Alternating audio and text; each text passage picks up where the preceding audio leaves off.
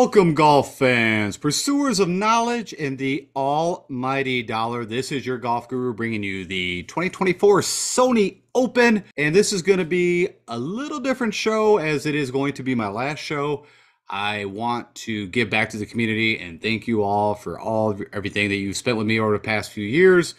But it is that time where I've had some things that have changed on my side and just do not have the time to keep doing this. And honestly, it was never my plan when I started this. Some of you might have known, how this all started was doing a little information for some friends that wanted to get into the DFS side for golf and had really no understanding how to do that. And that all turned into where we're at today.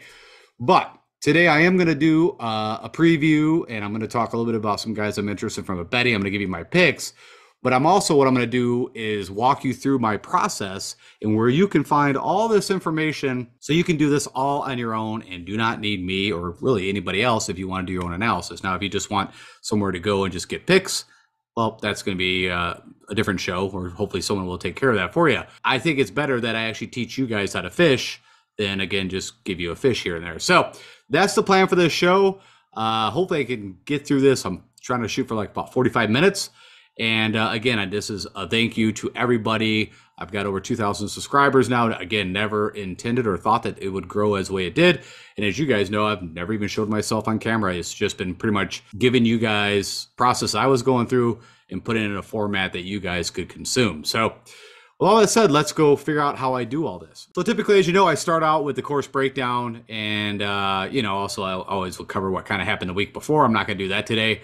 But where is all this information? Where do I get it from? Doing this for multiple years now, I have these already. But if I need to go check things, which I do every time, that's what I'm going to show you. So let's jump out here and let's start here. So the first place that you're going to want to start, and you can sign up. Everything I'm going to show you is free, except, of course, the Fantasy National stuff. And we'll talk a little bit about that. But where you're going to want to go is PGA Tour Media, and literally you log in one time, you give them your email address, and pretty much they're kind of thinking that you must be something into the news or media side to want access to this information, but it is free and anybody can sign up for it, and it's got a wealth of information. And let me, I want to update this real quick just to see if they brought in, so they didn't bring it in, but we'll go there. I was looking for the superintendent sheets that have all the course information, but real quick, you can see, of course, they're going, as they have since, I think, 1965, played at Wailea Country Club. It's on the Big Island of Honolulu, and the yardage, pretty much the same it's been, around 7,100 yards, 7,044. It is a par 70, and I think if I remember correctly, if you go to play this course, and it's not on the PGA, you're just playing it as a tourist, it's a par 72. But there's only two par 5s that actually is on 9 and 18, and they're both eagle opportunities. So I remember that. Of course, your past champion with Siwoo Kim last year, I think he shot 18 under. Hey, golf guru, it's Siwoo Kim here, and you better be picking me to win this weekend. Siwoo Kim in the beginning of last year really was amazingly hitting a ton of fairways, was really good with the irons, and started to make some putts, and kept that going for a bit. Kind of faded towards the middle end of the season, but was pretty impressive early on. You can kind of find all that information there. If you're curious on when these guys will be doing their press conferences, you've got a list of the guys here. And then over here is a ton of different content that you can just click on. Of course, when I try to figure out what exactly is the field size and who's in the field, you just click on this. It's going to give you a list. When I show you guys the scorecard, which I can click on real quick and pull that up, and I use the scorecard purely to reference against what Fantasy National has in there and see if any of the holes have added yardage, if anything's changed there. And then, of course, when I look at the scorecard, and we'll do that within Fantasy National, is to see from a showdown perspective, if I want to take guys maybe teeing off on 10 on the first 2 days of the tournament, if there is the ability that, when you come off 18, so like right here, for sure you'd have a birdie opportunity, but then actually the first 2 holes I already know are 2 of the tougher holes. So there's not a huge advantage there, but that's why I leverage the scorecard. And again, you can get that all right here. And then I mentioned this CSAA, which is the Green Superintendents, have their own website. I'll go to that real quick so you can see that is what you're going to want to pull up, this GACSA.org media tournament. So typically those fact sheets do show up over here. That's why I kind of refreshed it, but it did not. Again, you've got a bunch more documents here, like Sony Open documents, going to give you some history, all kinds of information you can find here. But anyways, back to the tournament sheet. This is going to get down to the specifics. So again, yardage, par on both sides, 35. You can see how fast the greens are running if you're curious. The size of the greens, these are over every, larger greens than what is typical. I always tell you guys 5,500 square feet is the average size green on the PGA Tour. And then, of course, at Kapalua, it's something like 9,000 square feet is ridiculous. Like, those are the largest greens on tour. Of course, bunkers and, type of grass. And then also side note that the rough is saying at 3 inches. Typically what I've had is 3 to 4 inches. So I did hear another analyst say that, if you get off the beaten path, that it's not a problem. I don't know if I agree with that. Bermuda grass, especially if it's at 3 or 4 inches, and if somehow it gets wet, it can be a problem. So you do want guys that are going to hit fairways here, and I always lean at this course, which we'll get into the stroking category stuff that I'm focused on, or always for this course is, fairways need to be hit. You don't need length, but irons are king. And then, of course, you need to make some putts. Specifically, around 10 to 15 feet is the stroking category that shows up here. All right, so that gets you some of the pre-work. And again, I'm just walking you through the process that I would do. And then, of course, I'd put it to you guys in a presentation format. The next thing I would always check out is, what is the weather going to be like? And let me update this because I probably pulled this, I think, up yesterday.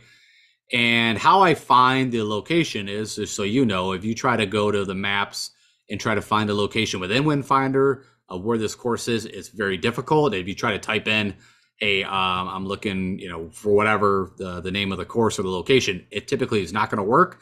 So what you need to do is you need to go to Google Maps, put in Wailea Country Club, look at the map, see where it's located, and then you want to come to the maps in Windfinder and find the closest point where you see these little, Windfinder logos. And this is the closest one. I click that. The course is like right here, right on top of it. And then if you click forecast, then you can go ahead and start to see what's going to be going on. And of course, we always want to keep an eye on Thursday, Friday, Saturday, Sunday. So it looks like they're going to have some wind to deal with on Thursday, Friday. And of course, this being right on the ocean, Pacific, that, just like what we saw at Kapalua, that the wind can cause, some difference in scoring. We'll put it that way. So that is something you want to do. And of course, I've always talked to you guys about, I think it's more important from a showdown perspective, but almost all the guys, at least a lot of them, build a lot of teams to tee off in the morning, because typically, I've always also stated they have fresh greens. The wind's typically the calmest. And so if you're playing showdown, you definitely want to put some teams together that are teeing off very early in the morning. The other thing that I would do typically before the lock show, but I would check these out too, was listen to the interviews. So these are some of the interviews, these press releases, and you're going to want to, I always went to this 10 golf, but if you type in into a YouTube search bar, you're going to find some, the press conferences. Sometimes the PGA has them, which you can see here, the PGA Tour, but 10 golf, for whatever reason, seems like they always have them the quickest. So that's who I've always used if you're curious. So, get subscribed to them. And I've always told you guys, 90% of what these guys talk about is worthless, but you do sometimes find some tidbits, especially if it's a new course, how that new course is playing. If we don't have background history, what's the conditions of the course? What's the rough like? Can give you some more insight. Has any of these guys, how are they feeling? If they've had an injury they've been dealing with, and probably vanilla speak on that. But also I've found things where they've switched the putter. So if they're putting in a new putter, is it somebody you want to deal with? Do you want to roster them if they're trying something out, or if they just change club manufacturers? All that kind of stuff. There is some good tidbits that you can get within these press conferences. And of course, you're seeing here Chris Kirk, who won the Tournament of Champions at Century Tournament of Champions, which I was not on him. I was leaning more towards the Ludwig Aberts and the Cam Youngs, like guys that could just bomb it and pretty good with the irons and hope they could get hot with the putter. I mean, you definitely need to putt there, and that's what Chris Kirk did.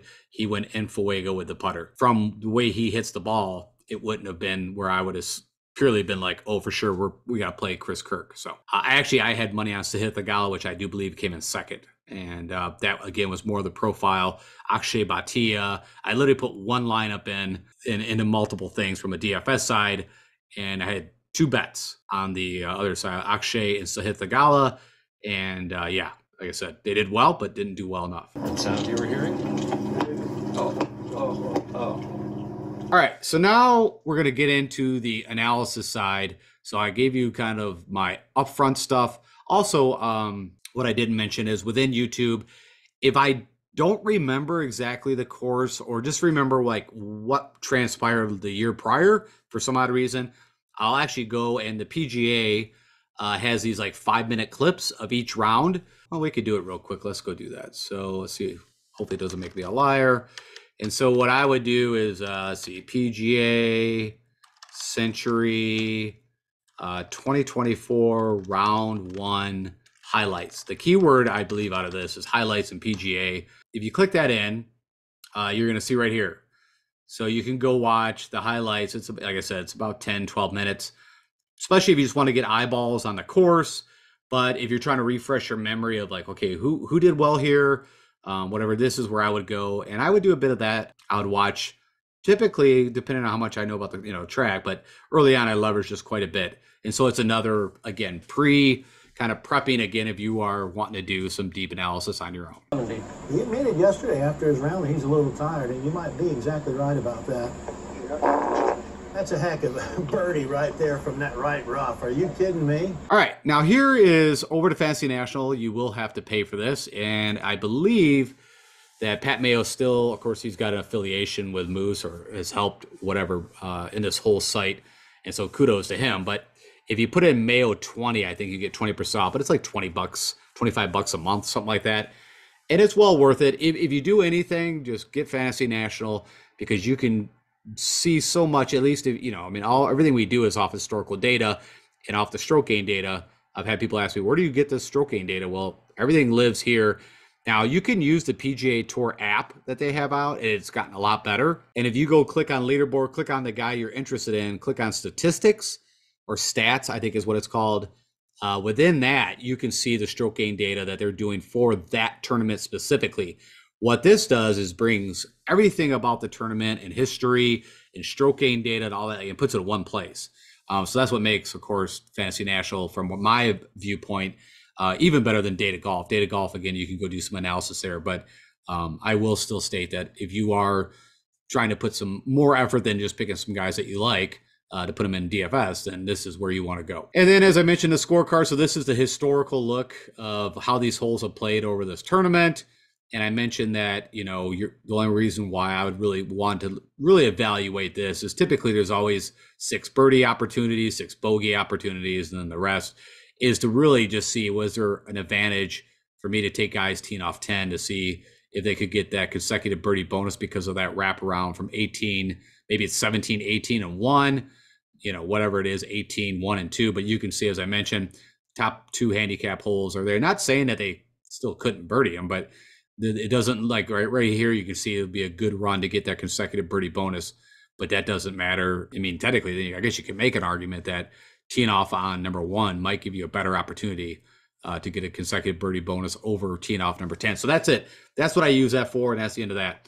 You can also see the history of top 10 finishers. You can switch that around, see, guys that didn't make the cut, or top 5, but I've always left it to top 10. And every one you look at for these courses, it's always going to be approach and putting or the king, and then off the tee and around the green are going to come next. But I'll tell you, and there's some things that I don't agree with. I think it was right here, driving accuracy is showing that it's not as important as other courses. I don't agree with that. I think it's very important here. I would say out of everything on here, what I thought was the most interesting for me was the proximity of the pin, and then looking at guys that have excelled. And so you can see here that it's a little further distances, the 150 to 175, 25% of the time, or 175 to 200. And with that being said, that leans more towards a ball striker's kind of golf course. Hence, if we look at some other past winners like Hideki Matsuyama, my buddy Russ Henley, Adam Svensson had a chance to win here. Like some of the better iron players, maybe not the best chippers or putters, but man, really good iron players and good ball strikers, hit a lot of fairways. Matt Kuchar is a past winner here. As you go down the historical winners, that's typically in, and even what Siwoo Kim did last year. So you're going to want to look at that. And then when you build your model, I would definitely always put the procs to the pins in, and we're going to go look at the model that I have going. But yeah, that's where you get a lot of the breakdown information about the course and what the guys have done here in the past. Oh my goodness. This is way more aggressive than I anticipated. Oh, man! What a shot!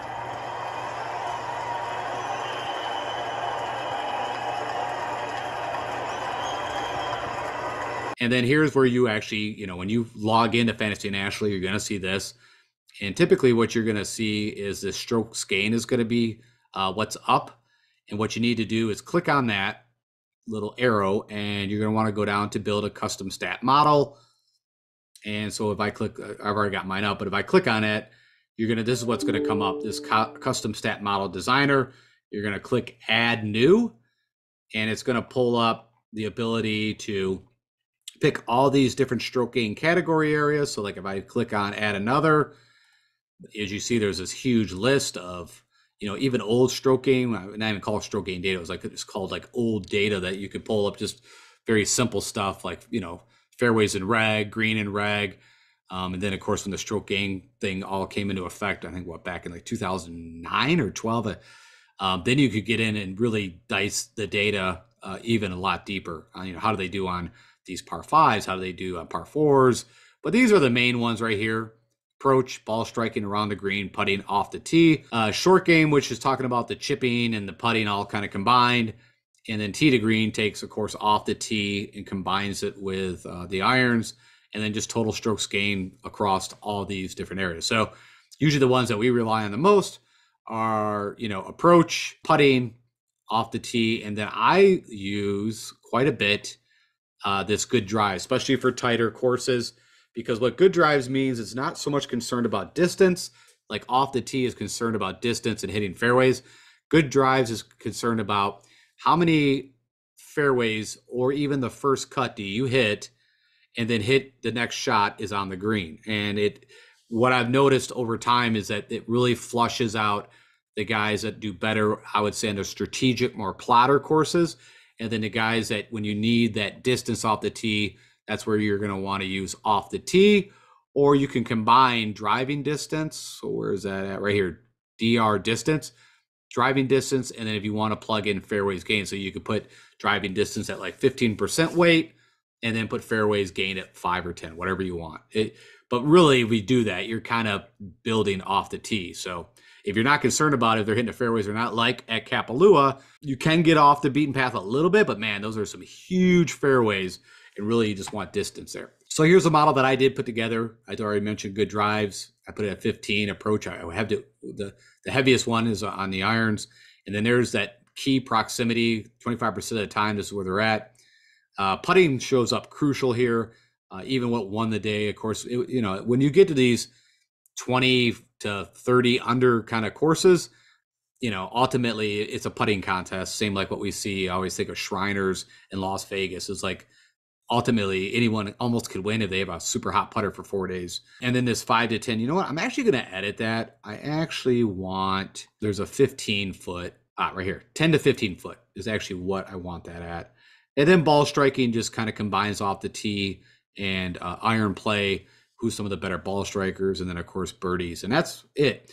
What I learned is I was early on, if you've been with me for a while, I would, you know, have somewhere between 8 to 10 stroke gain categories, and I highly do not recommend that. What it does is kind of makes them all vanilla. And so what I've got here is what, 7. So even that, you know, I mean, technically I could kill ball striking and just increase good drives and approach, and I'd probably get about the same thing. So maybe we'll do that. Let's just add 5% more to good drives, and let me put 5% more on the irons. And because it's really kind of what you start to do is, like I said, is vanilla. But if you find 4 or 5, you know, things that you really want to focus on, and that's what's going to pull the players out that have been doing these things very well for the past, you know, whatever you decide on for your history of data, which we'll talk a little bit about that. All right, so let me click my rank. And also, right now I'm looking at a sample size of the past 9 tournaments. Typically, as you guys know, what I would show you is the past 24 rounds, so the last 6 tournaments.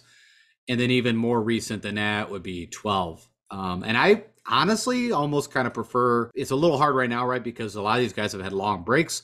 They've had the Tournament of Champions, and then the data that this is pulling in is going to be back in like swing season or even the FedEx Cup. But And then you're also going to notice that I've already highlighted comp courses. So this data is pulling up the last, and that's why it had a larger number. Let me do this. Because I want to show you guys how to do that. I'm going to go to all courses. Hopefully it turns these off. If it doesn't do that, if you still see them highlighted, then how you do this is you hit Control and then left click your mouse. And now it will get rid of that, and it will just pull in the last 3 golf tournaments they've played. And I'll show you that. You can also click to find out what are the last 3 tournaments these guys played. Like, where's this data coming from?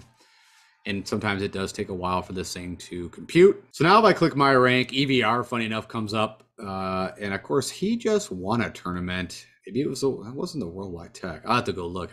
I know he just recently cashed in a win. But you can see here, funny enough, even though I'm pulling 12 rounds, I don't know why, but it's pulling in more data than that. But neither here or there, you're seeing all the way back to Sanderson Farms in the swing season, Shriners, Worldwide Tech, and then, of course, recently Century. So just so you have an idea of where is the data coming from. Okay, and then I was talking to you about how do you do comp courses. So there's 2 different ways to do comp courses. If you're newer to this, you could simply just click, okay, I know it's Bermuda greens. I know it's a par 70 and it's less than 7,200 yards. Do that, click load my model. Let's see what it pulls up for golf courses. So Sedgefield, Sea Island, and then of course where they play the Honda. Now, not the Honda anymore, but PGA National. And that's kind of funny. Oh, and there's my TPC Southwind and Wailea. And I like those. So what I would do is I like Wailea, of course, because that's where they're playing. Want that. I want TPC Southwind. I don't really care about, I don't think Sedgefield is a perfect representation. I mean, you can definitely use it. It's not bad, but we'll pull it in. And then there's other ones that are not in here that I know because, of course, been doing this a while. So I want to go and bring in Colonial where they play the, to do that, I got to take off these. I apologize. But if you do that, right off the bat, you're going to get a pretty good sample size of good comp courses. And then I want to add 1 or 2 that I think also is a good fit for what this is. And it fits in what I call, again, the plotter strategic. So Colonial is where they play the Charles Schwab. And that's a very tight, also, I believe it's Bermuda off the top of my head. And but it might be a par 71, and that's why it did not come in. And then the last one, of course, is Harbor Town, where they play the RBC Heritage. That also fits in my bucket of, again, guys that need to be very accurate. Also Bermuda, Coastline. And for me, I'm actually going to get rid of Sedgefield. I'm not saying it's not a terror. I don't need it. It's just going to bring in, well, it's probably going to bring in Webb Simpson a lot because, of course, he's done very well there. I don't even know if he's playing in this tournament. All right. And because of that, I want to get a sample size of at least 6 tournaments played on these courses. So I'm going to go ahead and make the sample size of data a little bigger. And now I'm happy. All right, so now I've got my good drives, approach, that proximity at 25% of the time of shots coming into the green. Got the putter, pretty heavily at 20% if you add the 2 together, and then the birdies. And with all that said, you can also see this where like Corey Connors has played those courses.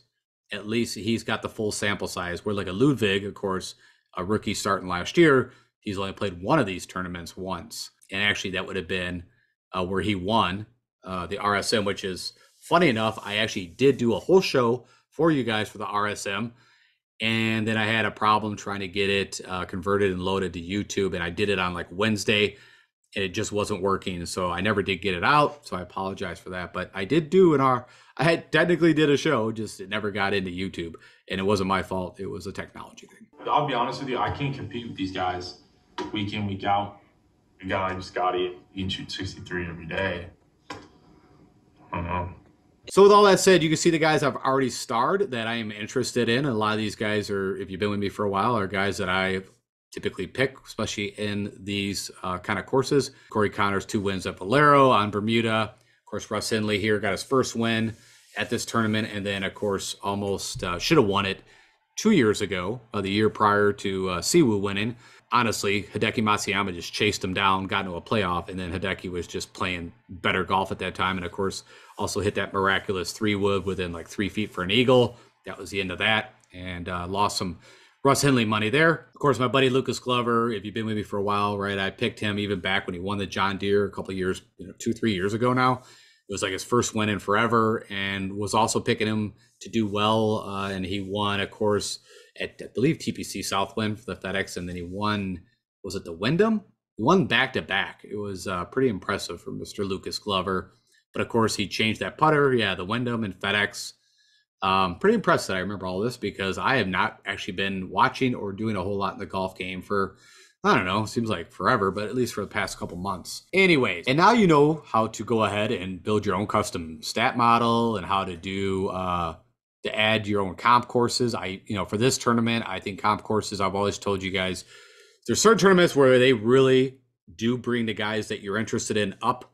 And I think this is a good place to use comp courses. The last one I'll call out, if it is going to be windy and you want to know who out of this crew actually is really good to win, you could add as an extra filter. So now you're pulling comp course data, plus who also does well in very windy conditions. I'm just curious for all of us to see. Funny enough, Webb Simpson comes up. Guys that I would never play these two. Of course, CT Pan has had a ton of withdrawals. He is still dealing with wrist issues. So I will, at some point maybe he could do well, but it's been a while. But Harris English, that he does show up over and over and over. But again, that's really unique because you're looking at these specific courses at very windy conditions. And that could be pulling data. When you do go to the windy thing, you got to note that it's taken in like 20 mile or higher. Typically, these guys don't play, maybe, I don't know, 4 or 5 tournaments a year that is going to have that. So it's going to be pulling old data, I guess is what I'm telling you. Okay. Look at where it all went wrong at 17 for so many players like Colin Morikawa. Morikawa struggling today, 73-75. More on Rory as well. And, yeah, all you could do was laugh in the face of that. If you want to look at, I'm going to go show you some of these things up here that are worth looking at. So tournament history, if you click on that, this is going to come up. And what you want to do, the first thing you need to do is click this stroke gain total and click it until you see where it gives you this view. And what it's doing is, here's the guys over the past 5 years at this tournament have gained the most strokes total. So that's off the tee, that's irons, that's chipping around the green, and that's putting. And number one, funny enough, comes up Corey Connors, even though he's never won here, but he's also, he'd be a good top 10 bet because he's never done worse than a tie for 12th. So if you're looking for a bet for even a T5, T10, but also you could bet him outright. I don't have that in front of me. I did not pull in. So I guess I could show you how to do that too. But you can look at, instead of just what their DraftKings pricing is, what are the odds to like MGM, and there's some other sites that they pull the data in. Of course, I mentioned Matt Kuchar, who won way back in 2019, had a couple miscuts, but then a couple T7s. There's Hideki's win in 2022 where he beat out my buddy Russ. Of course, Chris Kirk has done very well here the last few years. It's a good course fit for him. And of course, he's coming off a win. Now, it'd be kind of interesting to people that play it. Ryan Palmer has typically done pretty well at this track. There is some knowledge of what I read of, when you play these tighter courses, to know that I need to leave the drive on this side of the fairway, a lot like RBC Heritage, because, if I don't, I'm going to kind of block myself out to shoot at the pen. And also knowing how these greens roll and putt, there was, some showings. Andrew Putnam, I think from a recent form, has been a little rougher, but has done very well. And he doesn't hit very far, but typically hits it very accurate off the tee. Pretty decent irons. And usually Andrew Putnam, short game is what is his kind of differentiator. But I actually looked at him and noticed that he's kind of been struggling a little bit. So I'm going to click on him and show you. Yeah, with the putter, which is pretty unique. Typically, if you look at his average strokes gained putting, he's positive on every surface. So that's kind of unique that for some reason over the last 3 or 4 tournaments, the putter's been kind of going sideways. The last time he gained was on Bermuda at the FedEx St. Jude. So, but I don't have a problem playing him. I'm sure maybe it was something that was going on, but yeah, someone that I will be interested in and would recommend. That it's not a bad play. 88, so Rahm is a full 8 shots back, wide-eyed, and wondering, how did this happen? So anyways, the other area that I've leveraged in how I typically socialize with you guys, or let you know who I'm interested in and give you a view so you see quite a bit of information too, is what they call a sneak peek. If you click on that, you come to this, and what it does is it's kind of like a dashboard that gives you a ton of information in one area to view it. And how you go about building this little stroke gain model, what I call like the mini stroke gain model, but honestly, it's only missing like one or two things that I had in the bigger model, is you click this view designer, and here's where you can build those. If you click edit, and you can pick whatever stroke gain category you want. You can also like break down by a lot of different ways here. I've always kind of liked the birdie, especially if it's a bit of a birdie fest, to see what the guys have been doing over the last 24 rounds. So you can pick that. You can also pick putting and pick the type of surfaces. It'll show it in a bar graph. And then, of course, you get recent results. And usually you get their tournament history. For a while, that was struggling, but I know that I think it's fine now from what I was noticing. Yeah, so tournament history is, again, working. For some reason, I was having issues with it. It seemed like towards the end of the year. Then what the fuck are you talking about, man? Because on the one area, this area, I went and picked certain courses. It's also bringing that same data. And so if I scroll down, like you're going to see Colonial highlighted, Harbor Town, like the courses that I picked. So just so you know, what we're looking at here is still using data from comp courses, which I'm good with because I still like the guys. So over here, as always, you're getting the recent results. So how these guys done over the past 5 tournaments. And then you click on that and you also can look at tournament history. I've already identified, as usual, 20 guys for you. Actually, it says 21. And so these would be the guys that I will be leveraging in my player pool for the Sony. And I'll make sure that I go over those with you just so you have them. But that's the key kind of areas within Fantasy National that I use. Now, I've heard that they're going to be adding some new kind of, I don't know, maybe some mind-blowing new way to do this. And there's going to be some simulation stuff. They have a simulator now, but really just, I never, it plays like, so hypothetically plays the tournament, I think 100 times, and it tells you where the guys should finish. And I think that's a bunch of crap. So I've never used it. Let me do this. So now if I click on just show favorites, that is going to really minimize and just give you the 20 guys that I've already selected. And it's got it by rank. You can do it by salary. But of course, Lucas Glover, even though, he didn't have the greatest Tournament of Champions, played a little better, seems like on the weekend, if I remember. But yeah, I'm sticking with Lucas. Of course, I like Russ, Svensson, Corey Connors, my buddy Emiliano Grillo. Again, didn't have the greatest Kapalua, but this course should fit him again. Of course, his last win was at the Charles Schwab. Aaron Rye, I'm not a huge Aaron Rye fan, but man, what the guy does is hit fairways and greens. And then it's just all about, can he make a putt or not? Terrell Hatton, never played here before. But again, perfect fit, but is a little more pricey. Harris English, of course, won the Tournament of Champion like back in 2019. But you can see he's had a pretty good season, and I think he's finally fully healthy.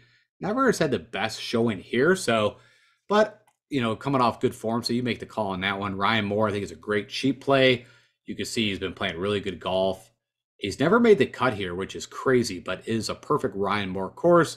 I told you Andrew Putnam might be projected ownership. I don't trust that. I think he might be kind of a sneaky play because he's not been playing that well, but honestly, he's had good course history here, and it's a perfect fit. JT Poston made a nice run there to almost win the Tournament of Champions. And of course, he's won the John Deere. He's won at tighter courses where you need to plot your way around. So I like him. Joel Damon, had a rough 2023 season, but should be a perfect fit for him. Fitzy, again, on more of an expensive play. I'm just not a huge Fitzy guy. I like him. I have no problem with him, but he does fit the mold here. But if you're trying to like make a decision, if you want to pay, he'd probably be for me with one of the guys that I'd rather play more expensive. Tyrell Hatton, I just think he scores more points too. That's where I'm going with that from a pure DFS points play. If I got to pick between Fitzy and Tyrell Hatton, I would go with Tyrell Hatton. Is he can just get super crazy. Typically he has those on and off days. He did it again at Tournament of Champions where like day one, he shot like, 2-3 under, wasn't that great. And then day two, I had him and I think he shot like 10 or 11 under. It was like nuts. EVR, like I said, the Worldwide Tech is where he won here recently. Good for him. He's also won like the Barracuda a while back, but the guy, a lot like, blanking now. Why am I blanking? Sam Ryder. I don't know why that took me a while. And I don't think he's in this tournament. Let's take a look. Let me just verify that. No, I don't know why, but this is a perfect course for Sam Ryder to play and have a chance to win. Still waiting for that first win. But I look at these guys very similar, EVR and Ryder, where like they have an elite irons. The drivers, and Sam Ryder's a way better putter than EVR, but I think that EVR, is a good fit and also is a good bet. I don't even know what his odds are, but I am going to bet him. The only bet I have in right now is Eric Cole, and I hope that I actually have him listed. Yeah, okay. Some reason he's down here a ways. Oh, well. So again, let me do this. Let's get rid of the comp course stuff because I don't think it's giving a true picture. Third. Yeah, there you go. So what I would do is click model rank. What that's going to do then is put the guys top. And now you get a whole different picture of the guys that are ranking out the best. If I look at the last 3 tournaments played against my model, EVR, funny enough, is number 1, which I didn't even know that, but it is pretty funny. Eric Cole. So that's 30-1. I got him at, which I'm not saying is great odds. But I've been betting this guy, just waiting. And of course, as soon as I don't bet him, he's going to hit. But I mean, he's just been, tickling. And like I said, back to when he almost won the Honda against Chris Kirk. And when lost in the playoff, like the guy has just been in fuego. And this is a perfect course for him. Let me see here. Let's go and see who else. Chad Ramey won at Corrales. Great putter. Also had a chance. It was like leading the players last year. Was kind of like he was the guy out of nowhere. Let's go take a look at it. I think that's the track. Yeah, ended up 27th. But at one time, I don't know if it was going into Saturday, he was your leader. Little blast from the past there. But the guy can just go nuts with the putter. But you can see he's been playing pretty good golf. And for 6,500, I'll jam that in all day. Russ Henley, Fitzy, I already talked about Poston, Putnam Damon, Brendan Todd, which is kind of crazy because at one time I felt like he was leading a tournament of champions after day 2. And he's, typically, as you see, he's a great putter, especially on Bermuda. And of course, strung those wins. And this is a few years back, but went back to back at like Mayakoba and whatever. And then he's won since then. I also had a chance to win, I think, at TPC Southwind. Let's go take a quick look here. So he's done his damage. Little side note, sometimes you got to hit a refresh when you do this because you should be able to just click on this position. Yeah, so this is when you had the back to, and almost won, and then the other one, he almost won 3 tournaments in a row. The year of 2019, he won Mayakoba, Bermuda, and then whatever was next, he literally came like in second. Good showing at John Deere, maybe it was a Charles Schwab I'm thinking about, is where he almost won. But yeah, long story short, you can see he gains over a half a stroke on the field on Bermuda. And funny enough, does very good and win. So side note, if you're curious.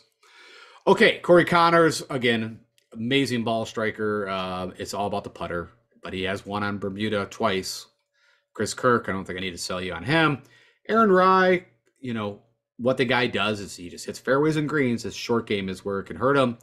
Svensson, what have you been up to here? Good showing at the RSM. Not a very good showing at Tournament of Champions, but of course his wins. What he won? Did he win the RSM? Yeah, a couple of years back, and then he's got Wyndham, which is technically a pretty good Sedgefield. Sony, he had a chance and kind of fell apart at the very end. I mentioned back when the Hideki Matsuyama, Russ Henley playoff. Tom Hoagie, again, it comes down to putters. Funny enough, it's showing he's one of the better iron players on tour, but it's showing his driver has been causing some fits. Yeah. I mean, I know he's not long, but I thought he was pretty accurate. But man, I think in Pebble Beach, was that the last time that Tom Hoagie was in contention to win? Or he actually won. Okay, there you go. Yeah, 2022. That's funny. I don't even remember that. So what? Rose won last year, and I guess Hoagie won. I remember he was in contention, but actually, funny enough, I don't remember him winning. The Amex Greenbrier, these are all very short plotter courses. Even the players is not, you don't have to be a bomber there. You just have to be very accurate. Well, during that interview, this is Kevin Na from 84 yards. This is his 3rd shot. Big swing, trying to put a lot of spin on it, and that went in the water. Talked about how hard the angle is. Now this is his 5th shot. Like pretty much the same swing, Nick. Did you start panicking or you start panicking? It's like, how do I finish this hole? Because you're trying to get across the ridge. He's trying to get over the ridge to get it up and to get some bite. He's just carrying it. Now he's chipped it out sideways, just into the middle of the green. Well, this was his 7th. Oh, no, you're kidding. Just hung on there. So we've already seen 2 quadruple bogeys, a quintuple bogey. There's the Sony at a 3rd back in 2018. Shriner, same thing. Like, this is his fit. And so you can do that too if you ever want to know, hey, where does this guy typically play his best golf? Click on him, and all you need, you can type in which course. So like if I just type in the Sony, you're going to see, you know, how he's done. Oh, I guess I need to put one more letter on there. Good the last couple years. But a better is you just click on position and then just go through the courses where he's had his best finishes. And you're quickly going to get a picture. And again, you got to know what these courses are like, but you'll start to learn them, or the tournaments if you don't. And like I said, the green bar no longer around, but I mean, that was one that TPC Old White was one of the tightest, shortest courses that, you know, we used to play on. Of course, you know, the Amex is very tight. And that's that a couple of courses that they rotate through it. I don't know why. I'm blanking right now. But of course, Pebble Beach. And yeah, so yeah, should be a good fit for him. And could be sneaky because, you know, recent form is not the greatest. Kuchar, you know, I told you past champion. Justin Suh, I like him. He can get a little wayward with the driver, but man, the guy is a great putter.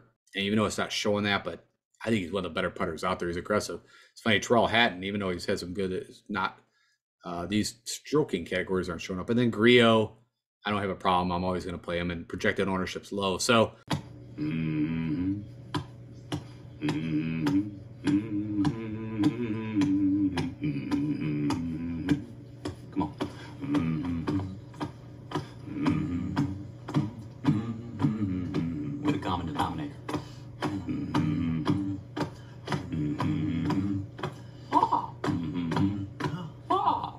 There you go. That's the other thing, right? So I didn't do this, but click on ownership projections. I always show this for you guys. But if you're putting in, you know, quite a few lineups, you're going to want to know where you can maybe get the edge. This is where you get it. You're going to want to look at this far right field. And then did I show, let's see here. The last thing is lineup generator. If you're, you know, if you've never done this and you're in Fantasy National, what you have the ability to do is now that you have, I have these 21 players already selected. And if I click lineup generator, this is where you can get those mass entries to populate. So if I wanted to do 150 teams in the Sony Open, I could literally type in, I want 150 lineups. You put max men, so it's giving me a $500, and then, you know, shared golfers, and then literally just generate lineups. And this thing is just going to go and going to build them, and it's going to show you where the, you know, how much of the percentage of weight, and you can switch all this. So if you want more Hatton and less Fitzy, or, you know, however you want to do it, it's going to show you how many times they're in that lineup, what their current projected ownership is, and then you can move shares around, or, you know, toy around with this to the way you like it. But then here they are, and then all you do with all those, actually, what did it do? Did it give me? So that's a little side note. I think I had 10 or 15 in there. To actually get 150 lineups, when you change that, you do have to hit update. All right, now this makes more sense. Okay, there's a number of lineups, yada, yada, yada. And then here they all are. And then what you do to get it is you export to a CSV file, which is Excel. And then that's what, of course, Draftkings takes in. I'm not going to walk through that whole process. It's pretty simple. You just, I think you go to Turnup and then lineups, and then you can do it. If you need help with it, let me know. I'll create a video on how to do it, but at least you know you can do this in here. Let everybody know on Monday, Tuesday actually, this was going to be a possibility.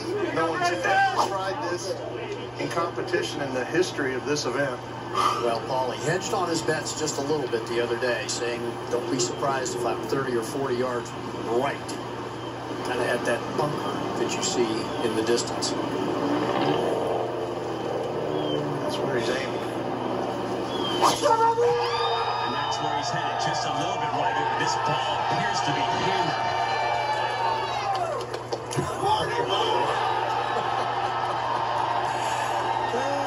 Let's so far up there, and now, to be honest with you, it's in the right rough with the hole cut up right. All right.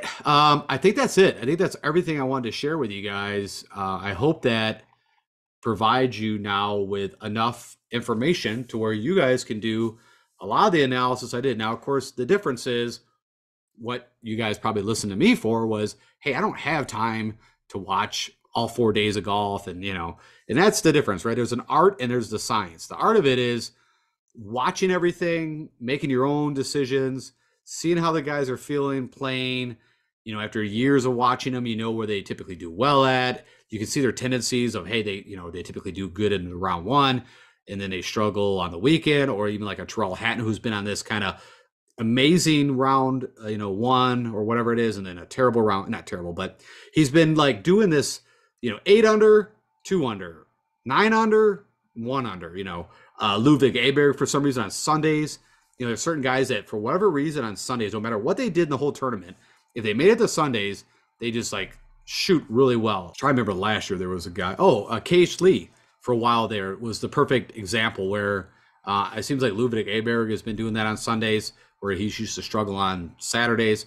So anyways, all I'm getting to is, there's only so much that what I just showed you, it's definitely going to help you, but I think also it is the art of watching and making your own calls. So anyways, to wrap this thing up, I just want to thank you guys again. I wanted to do this for you and show you how I would go through the process of, getting all the information. And then of course I put it in content, but now pretty much everything that I did, and now you have it, and pick which pieces that you want to use.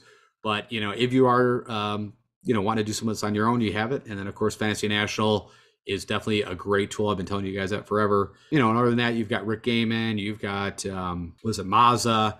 I think on Stochastic does a good job. Of course, you got Pat Mayo. And also on that note, I don't know if I mentioned this, but Pat Mayo used to never do the deep analysis kind of Sunday show that he does. He's been doing it now for over a year, I think. But he kind of started it after I started to do this to see that, there is people that just don't want to hear your commentary and thoughts and, little anecdotes about whatever's going on in golf and then you go through and say, well, I like this guy, I like that, and I like that guy. Some people want to understand, why are you picking this guy? That was me. And so that's why I do what I do. And so that's why some of you people watch me. And like I said, I still watched all those guys just to get their opinions and thoughts. Everybody has some information that, could be very valuable. So I'm not saying, watch it all, do your own analysis, and have fun with it, because it's ultimately, no matter how much you do, it's, as we all know, very hard to hit one of these things. Like I said, I've done well more on the showdown side and the betting. And as I told you guys multiple times, playing the large GPPs, just like football or whatever, it's a bit of a lottery. Like you have to get a lot of luck. Also has to come into play outside of, hey, I actually, used a lot of historical data and thought process to this to get to this point. So, all right, guys, thank you again. All the best in 2024. Like I said, this will be me signing off, but maybe someday I come back in a different capacity on a different show or something like that. But just due to my schedule and things that are going on, I won't be able to keep doing this. But I want to thank you guys for the time that you spent with me, and it's been amazing. All right, guys, take care. All the best.